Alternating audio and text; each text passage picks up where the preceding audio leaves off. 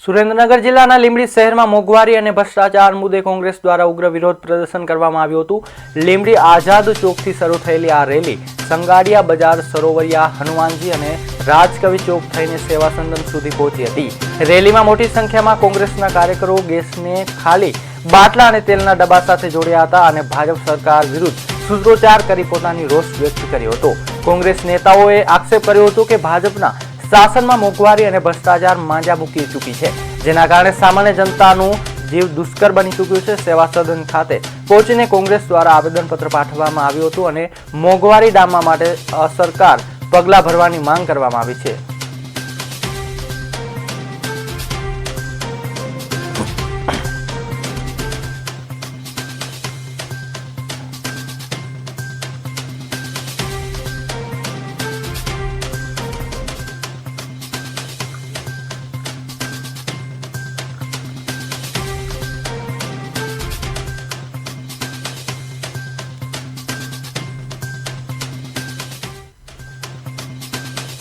એ બધા ભેગા થઈ અને અમે પ્રાંતને મોંઘવારીની માટે થઈને એક આવેદન આપ્યું છે કે 2014 પછી જે તમામ ખાદ્ય પદાર્થોના અને તમામ ભાવો જે વધી ગયા છે, જે ખુદકે ને ભૂસકે જે હવે કાબુમાં નથી રહ્યો, સરકાર મોંઘવારીના કાબુમાં રાખી શકી નથી, નિષ્ફળ નીવડી છે, એ માટેનું અમે અહીંયા પ્રાંત સાહેબને આવેદન પત્ર આપ્યું છે। જય હિન્દ। એટલે આ તો એકલું એમનું શાસન ચાલે એટલે એ કરે એ બરાબર છે।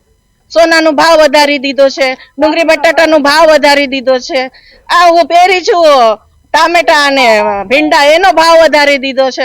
આ શું ચાલે છે?